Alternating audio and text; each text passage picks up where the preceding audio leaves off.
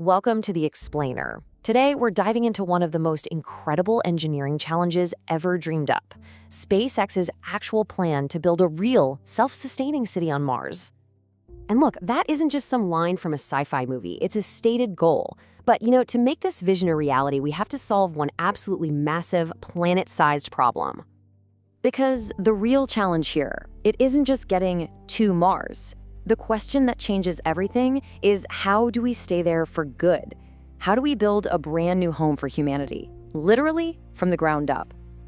Okay, let's get right into it.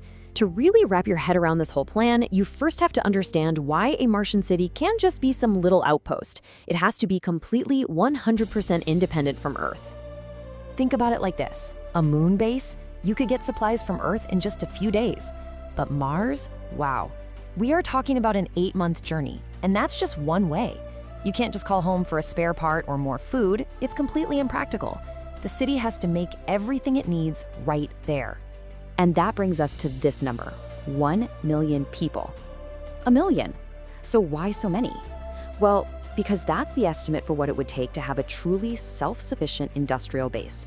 One that can invent, build, and repair absolutely everything it needs, even if they never heard from Earth again. And listen, this isn't gonna happen overnight. There's a very clear, methodical roadmap. As you can see, it all kicks off around 2026 with robotic scouts. They're followed by all the heavy machinery, and only then, after all the groundwork is laid, around 2030, do the first humans even show up. So why robots first? Why not just send people? Well, to put it bluntly, sending people straight into that environment would be incredibly dangerous. You have to prepare the ground first, and that is a job for machines. And let's be absolutely crystal clear here. Mars is a nightmare. It is brutally cold, it's drier than any desert on Earth, and the atmosphere is so thin, like 1% of ours, that without a pressure suit, your blood would literally boil. And on top of all that, it's just constantly getting blasted with deadly solar radiation. So this is where the strategy gets really clever. The plan is to send an army of humanoid robots, a lot like the Optimus bot that Tesla is developing right now. And it's just this perfect example of synergy, right? A sister company to SpaceX is building the exact tool they need to construct a city on Mars before any human has to risk their life. But these robots aren't just going to be, construction workers. Their most important job, their number one priority, is to start living off the land, to turn the barren Martian landscape into the raw materials a civilization needs to survive. This whole idea has a name, In Situ Resource Utilization, or ISRU for short. And this concept, it is the absolute bedrock of the entire plan. It just means using what's already there to create what you need, everything from water and air to rocket fuel.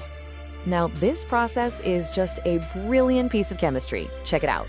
First, the robots will dig for water ice buried in the soil. Then, they'll use electricity, a process called electrolysis, to split that water into hydrogen and oxygen. Finally, they'll pull carbon dioxide right out of the thin Martian air and combine it with that hydrogen to make methane, and methane is the fuel for Starship. This makes a return trip to Earth possible, which is absolutely critical in the early days. And there it is again. You see that incredible synergy at play. The tech needed to do that digging for ice is being perfected right here on Earth by, you guessed it, another sister company, the Boring Company. It's not a coincidence. Okay, so the robots have built the fuel station and the water plant. It's around 2030 and the first humans land. The moment they arrive, the mission's demands, especially for energy, just go through the roof. A handful of robots can get by on just a few solar panels, no big deal. But people, we need life support, we need heat, we need lights, and it all has to be running 24/7. As this chart shows you, the second humans arrive, the energy needed just skyrockets. We're talking 100 times more. So what's the solution? Well, you build massive solar farms, and you pair them with huge industrial-scale batteries, specifically the Tesla Megapack. These can store up all the solar energy collected during the day to keep the entire colony powered, warm, and alive through the freezing 12-hour Martian night. At first, the settlers will actually live inside the giant starships they landed in. But you can't build a permanent city that way. You need real homes. So the colonists will work right alongside the Optimus bots to start building habitats designed for Mars. Now, the classic sci-fi image in your head is probably a big glass dome, right? Well, that's just not practical. It's terrible at blocking radiation, and it would take hundreds of rocket launches to bring all that glass from Earth. The much smarter, much more feasible solution is an ice dome. Yeah, it's basically a high-tech igloo. It uses local water ice, which is a fantastic insulator, and, get this, one of the best natural shields against radiation there is. For other structures, like labs and workshops, they're going to make a kind of concrete out of the local Martian rock. But what's the binder? What holds it all together? You're not going to believe this. It's made from urea, a compound they'll extract from astronaut urine. And as weird as that sounds, this astrocrete is actually stronger than the concrete we use here on Earth. And you know, believe it or not, this idea isn't even new. It's an ancient technique. Using biological stuff to make building materials stronger is something we've done for centuries. It all comes back to that core principle: waste nothing, use everything.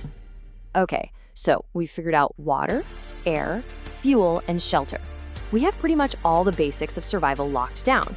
But this next problem, this might be the single hardest challenge to solve for a city on Mars.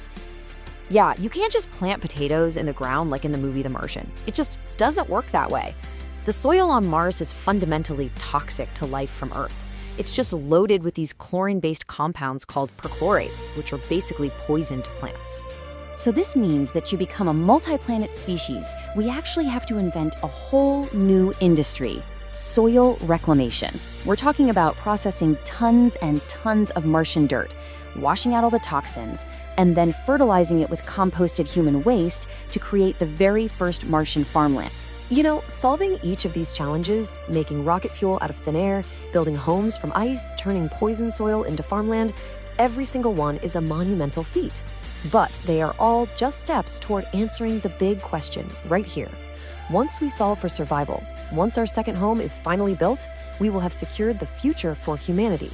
And that is when the next chapter of our story truly begins.